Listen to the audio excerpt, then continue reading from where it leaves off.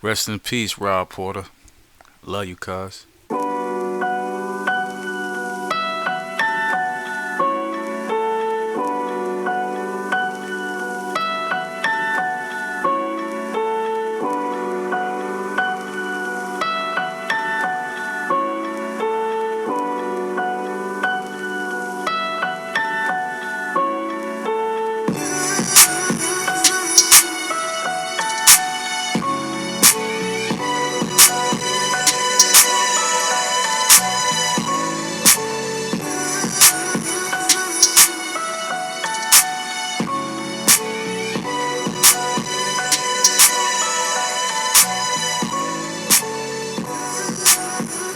What's going on, everybody? Welcome to the show. This is Don't Read My Mind podcast, and I am your host, Lenny Reed. This is episode 23, and this actual episode is the Talk That Shit Bro episode. That's when I basically vent. I do that once a month, and I go off the news topics. I try to figure things out. I go into my head and see what the answer is, or see what I can try to do inside my head. But anyway, how's everybody doing? How was your Monday going? I mean, it's been crazy. It's like we've been living in a movie or something like that. And, a lot of people lost their lives out there. And I want to, hope that everybody is safe. And rest in peace to everybody that lost their life. I know it's rough. It's kind of crazy how I was getting gas a couple days ago, and the gas was like 145 a gallon. But it's on the flip side, we going through this crisis. So you're really not going nowhere, right? You're not going nowhere. So it really doesn't matter, unless you're essential, unless you got an essential position, you know.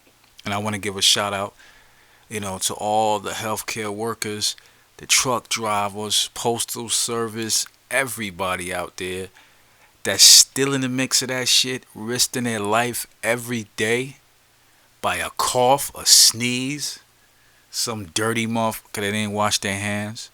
You know what I'm saying? And rest in peace to that bus driver. I seen that video, and it's crazy. He died a couple days later, so it probably was already brewing inside of him. Man, but as you look deep down into it, and you know where my head going at this point, right? I'm starting to look at how this happened to the point on who did this.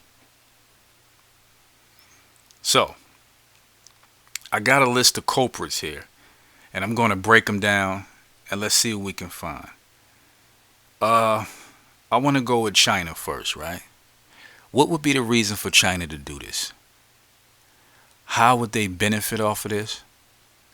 What would be what what would drive them to do this if they were the culprits or the top dogs to do this? China to me doesn't seem, they sort of like a friend that don't like you, but you can't really tell. He got a lot of snarky comments when you do stuff, you know what I'm saying? But you can't tell if he for you or against you. He help you out when he can. You help him out, but it's always slick talking. That's what China sort of put me in a mind frame. As a friend that you sort of know, think he don't like you, but you can't really put your finger on it. That's how China is. So I would see how China would figure this out. China would sort of throw this to the realm of this is what I heard. I don't believe it, but I'm going to, tell you what I heard. All right. Say for instance, China didn't like the deal, the trade deal that we put in place or Trump put in place, right? So China is basically used to a lot of, they sort of always wear the mask, Even, they've been through a couple flus, H1N1, SARS, all that stuff, right? So they sort of got experience with that. So, what if, this is Conspiracy Lynn talking right now, what if China, I let this bug out to one person, okay? This one person was to fly over to New York, to wherever in the United States, and start infecting different locations. Sneezing, spreading the germs through the hand or whatever, touching stuff or whatever. It spread, knowing that you know Trump would basically call it a host. You could probably read off of him and just basically know how he'd call it. So the person came over here. Everybody started getting sick, but people in China started getting sick too. So they quarantined, they locked down that whole area. Those people can't go nowhere. They trapped them in the house. And if you had the virus and you still left the house, they did the disappearing act on you. No telling where those people ended up. So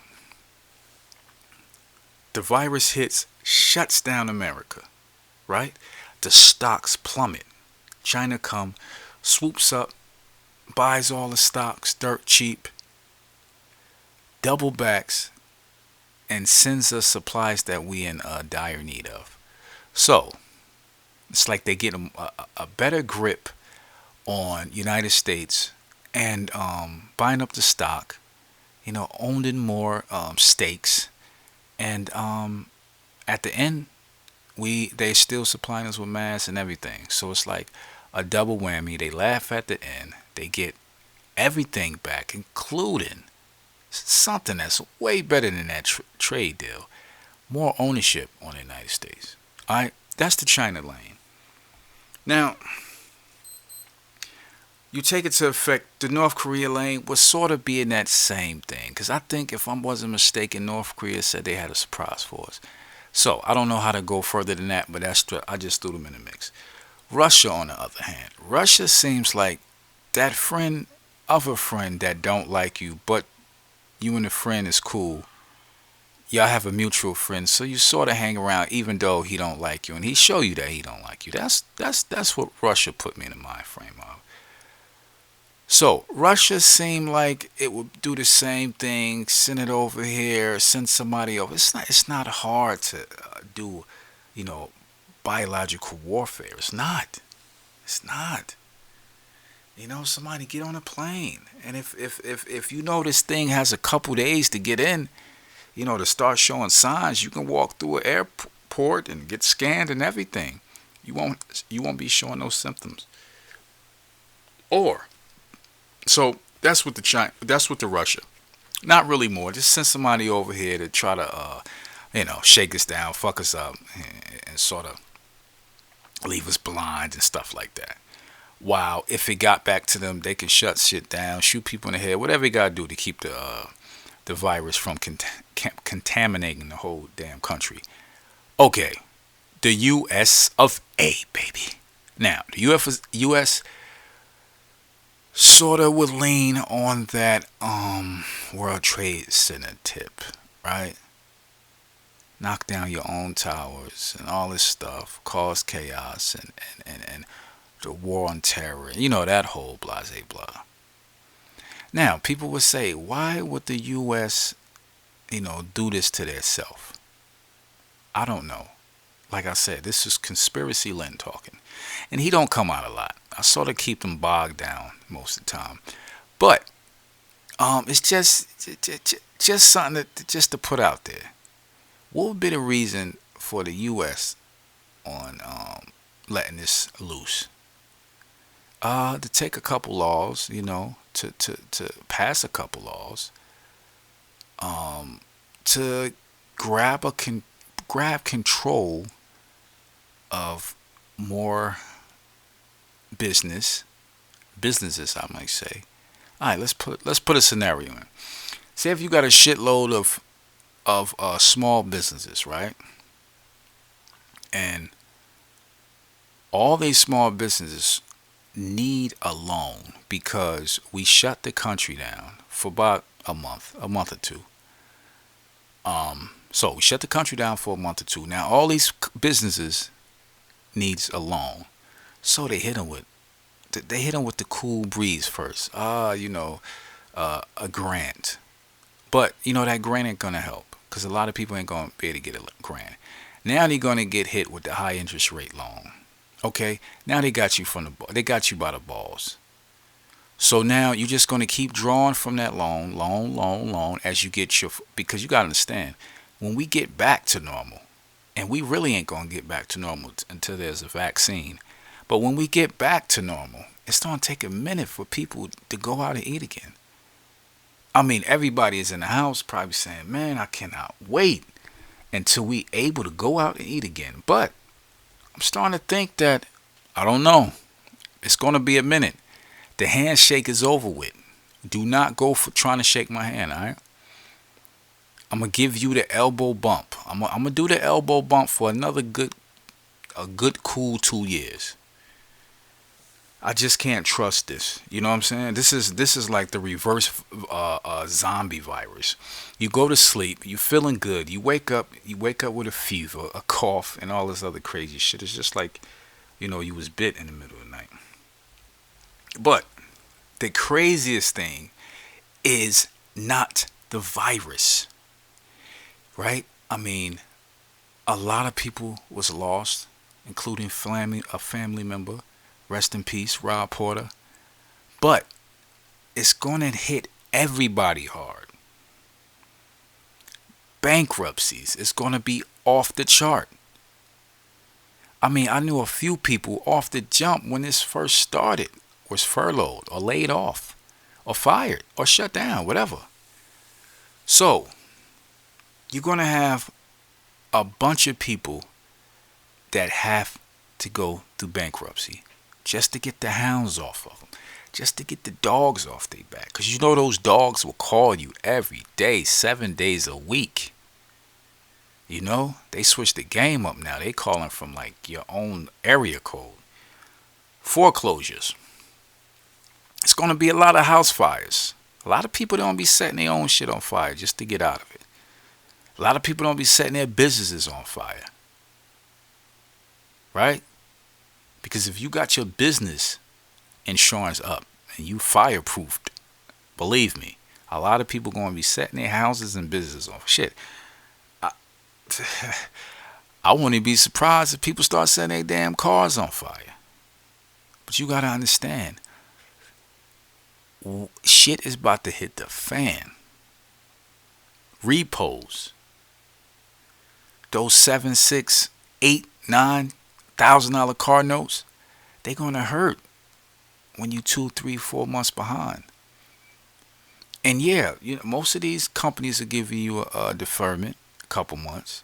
Yeah, but still, your money still stopped for a couple months. So that means you're still gonna have to get that car note once you just getting back to work. They ain't gonna give you no more deferments. Evictions. It's gonna be rough out here. It's gonna be flashlights. I don't want to sound like Scare TV or Scare Radio or some shit like that. I'm just venting here, man. We going down a path that I never seen before. And you wonder why people is buying guns and ammo. While you sitting in the line to buy tissue, somebody else sitting in the line and buying guns and ammo. Because they can foresee what's about to happen. When that house and that car note and the bills is due. Right? You ain't getting no help. You sitting there watching TV and you get notifications they about to cut the cable off or the Wi-Fi. If you're streaming, you need that Wi-Fi. So while you was laying there, folks trying to figure out what you going to do, guess what's sitting there right there across the table on the other side of the room, laying against the wall? The goddamn AR. Now you thinking, you contemplating. Damn, all I need is one, one little ride, and I'll be able to pay my mortgage, be able to pay my car note, and I'll be right. There's gonna be a lot of people thinking crazy like that. So you got to get your situation right. You know what I mean? You got to move different now. Somebody see you flossing and they want your diamonds. That's different. When somebody is hungry, that's a whole different beast right there. It's a whole different beast. When somebody see your chain hanging like, damn, I can pawn that chain. Oh no, I can just keep that chain and put that shit with, put that chain, with my artillery, with my clothing, with my hats, with my, put that chain on my dresser. But it's different when somebody looking at that chain like, yo, that can pay my mortgage. That can pay my that can put food on the table. That can fill my refrigerator up. You understand what I'm saying? So you gotta stay focused. You gotta keep your eyes open. You basically gotta, you gotta stay focused. Not only keep your eyes open, you need eyes in the back of your head. Because it's about to get rough. Now, how do we get out of this? How do we get better? Because it's a lot of people out there that got money. And it's way more people that don't have the money that they have.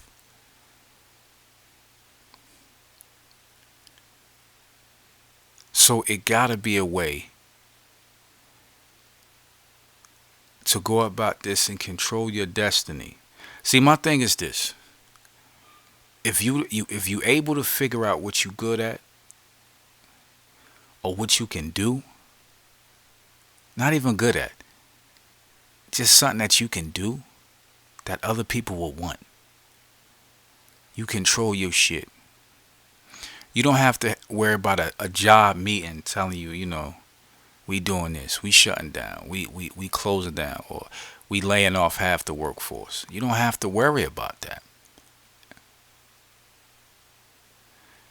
So, if you wasn't doing it before, this is your time to get right.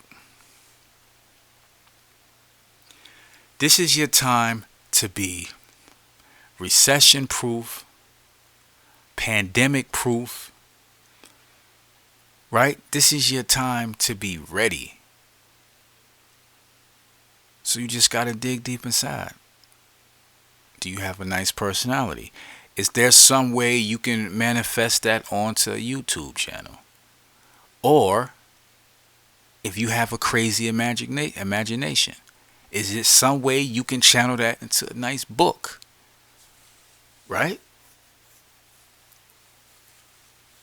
Podcast. Is there something you can do that you can control your outcome? The more you hustle, the more you work, the more money you make. At your job, the more you hustle, the more you work, you can have one bad day and you lost your job.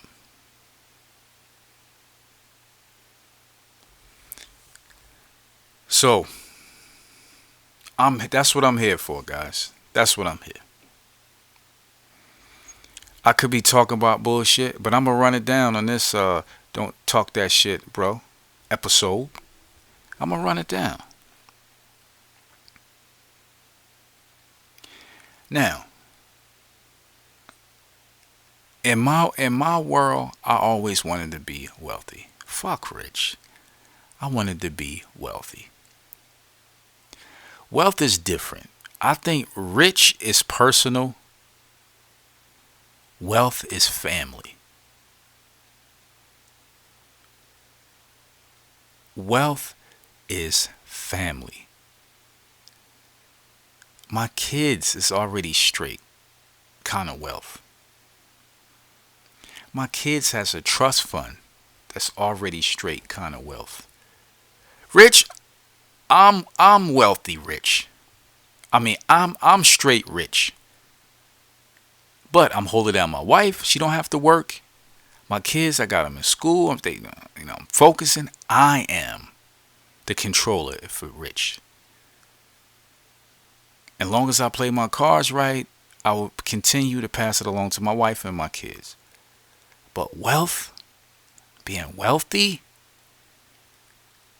my kids are straight no matter what I do from this point on. My kids is straight. My wife is straight. My estate is straight. So, there is a difference between being rich and wealthy. And I will always take the wealthy. But don't get it fucked up. I wouldn't mind being rich either. That's a step. That's a stepping stone. Now, with my research, there's only a few ways to become wealthy in today's time. And I'm not saying successful, I mean wealthy. Now, let me think of, in my head right now, there's basically two ways that you can become wealthy. One is you invent something, or advent. You take a product, make it better, put it onto the people, put it onto billions of people, hundreds of millions of people. People buy your service, or somebody buy out your service. Instant billionaire. That's wealth. Same thing. You invent something that's totally different. That can help. It can be something so simple, all the way up to groundbreaking. The people buy it in droves, or somebody buy the idea from you. Couple 100 million, all the way into the billions. That's wealthy. That can happen. Shit, all that weed y'all smoke, all that time y'all be relaxing and chilling, all y'all gotta do is dig down deep and see, how can I change something? You gotta understand, the wheel been around for more than 100 years. Nobody even trying to reinvent the fucking wheel. But whoever reinvent the wheel to the point you won't need air in it, damn near indestructible, will be rich. Wealthy. Rich or wealthy, depending on how you do it. Depending on the road you take. Now, the other thing that I was a part of for, a brief moment is a startup. The good thing about startups, I didn't really know about startups before me and my brother had our own startup. I didn't know nothing about it. So I did my research. And then I noticed that most of the startups that we know today they don't have what they advertised as. They go off perception. Okay? For example, Lyft. They don't own no cars. They own nothing. You use your own car. You use their service. All tech, baby. No overhead. Where is the all overhead is the office building or office floor. They don't have a fucking warehouse full of cars and all that. Like these limousine companies. No. Airbnb. Right? Airbnb. Think about that. They didn't own no houses. You put your own house, or a house that you was financing, on the Airbnb list. They didn't hold no No mortgages. These are startups. This the kind of ideas you can write on a piece of paper, on a napkin. Go to an investor, break it down, let him see the money, let him see the potential. He will give you the money you need to start your business. You don't even need money. You build that company right to the point a bigger company comes, swoop it up, give you a couple billion, or you ride it out until you go public. Either way, you right at that billion line. That's wealth. So you got those two things that I think today you can seriously build some wealth. A startup, right? And inventing something or making something that's already, you know, going on better. Reinvent something that's already out. Reinvent something that people didn't even touch no more. Or people don't want to touch. See, what people don't understand is this. Those big boys that's billionaires now and they reaching for the stars and they want to go to Mars, they want to go to the moon, they want to build all these kind of rockets and shit like that. I see right through that.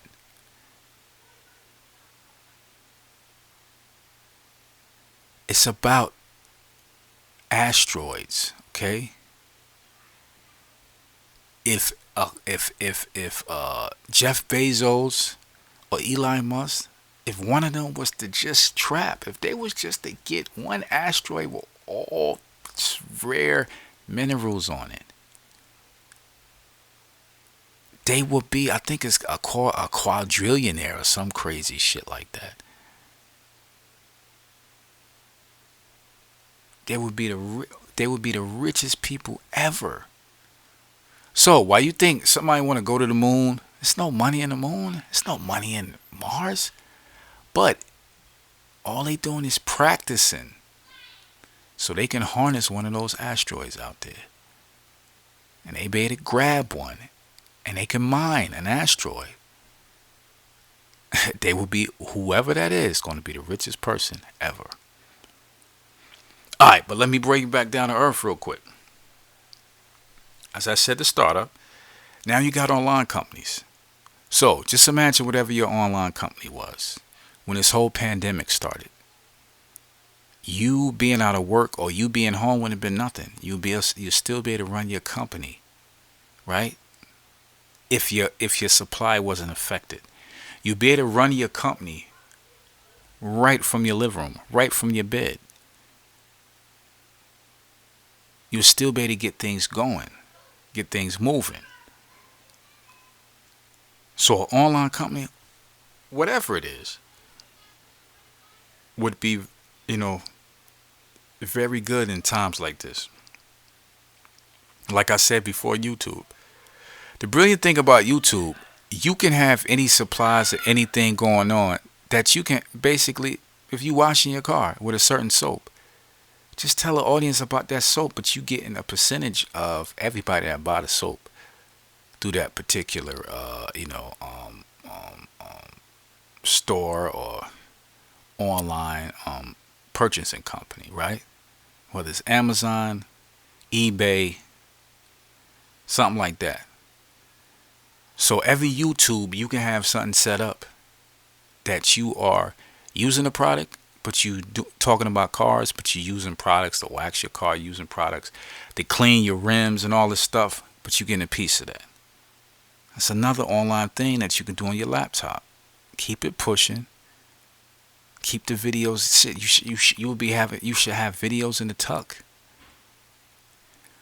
There's so many people out there. You can have a video about doing anything, putting a gate up, painting a gate,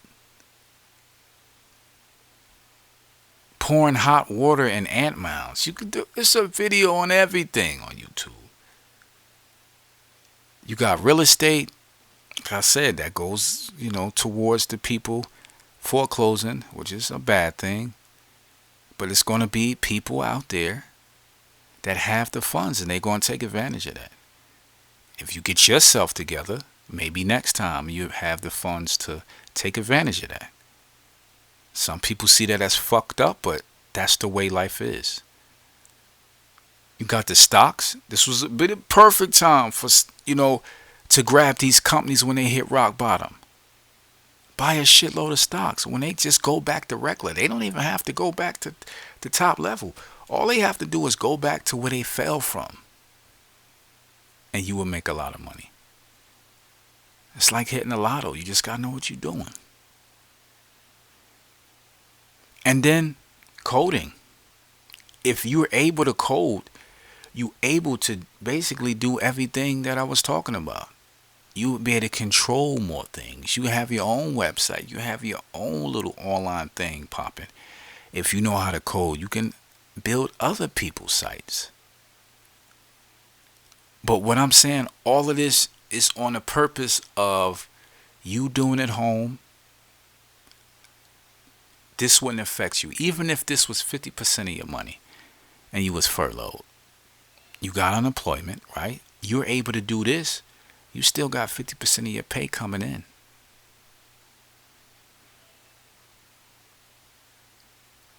So the main thing for me is basically this, not to be caught with my pants down again.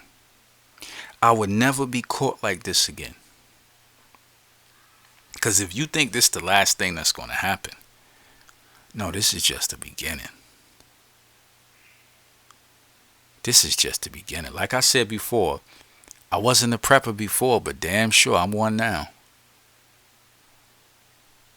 I'm one now. I mean, I ain't going to sit there and be buying flashlights and all that crazy shit, no. But protection, food, and the essential products that you need. Rubbing alcohol, first aid kit, different things like that. No, not fucking tissue. But all I'm saying is, if you listening to me now, you survived this. Damn near 20,000 people did not survive this in the United States. 20,000 people perished from this pandemic. Plenty more will come. Plenty more bullshit things will happen. You just got to be prepared. But if we a string holding a globe or holding any kind of thing, the string is electric. If the electric go, water can't run no more. You can't pump your fuel. You can't do nothing. You won't be able to keep your unless you got a Tesla roof, panels over your roof, and you be off the grid. That's the goal. I wanna get the roof so I'll be off the grid, lock down my location, and never have to worry about that again. But until then, all I'm saying is a money proof yourself. When I say money proof, just make sure that your job doesn't stop your money. That job that you bust your ass and go to every day, just make sure they don't stop your money. If you got out of this pandemic, once we go back, it's going to be rough, but once we go back and you get back situated, find your niche, find your lane, start to build it up. So if this happen again, your money never stops. Or you be self-sufficient before something happens again. And like I said, try to shoot for the two things that I told you about building wealth. When you sitting there drunk or smoking and you laid back on that mellow, cool shit, think about something that can change the world. Think about something 100 million people can use. Think about something that damn near everybody in India can use. China can use. Even if it's $1, you're talking about billions of people. So, look in a startup. Google a startup, how to do a startup. Any business idea, and you think it's attractive to investors, They will invest, get your business started, give you the runway you need, get you situated, and best come to best, a bigger company swoop down and buy that shit from you while you still building it, and you can retire, chill with your family. Just something to think about, guys. But listen, it was nice talking to y'all. I'm just trying to lean a little different, and I hope everybody have a wonderful Monday. And if you're still sitting in the house, just think about what I said. Start thinking about the lane you about to possess. Start thinking about those wings you about to get. Cause that money building starts now. You gotta dig deep if you have to. Just dig deep. What else you got to lose? All right, my peoples, thank you for listening. This has been another episode of Don't Read My Mind. I am your host, Lenny Reed. This is episode 23, Michael Jordan. But I'm not done yet, because this podcast was sponsored by AutolandDesigns.com, where you can get the hottest gear, with the crazy car game in mind. Whether you're a car enthusiast or you just like cars, just check out the gear, all right? Go over to AutolandDesigns.com and check it out. Once again, thank you for listening, guys. Have a wonderful Monday. Peace.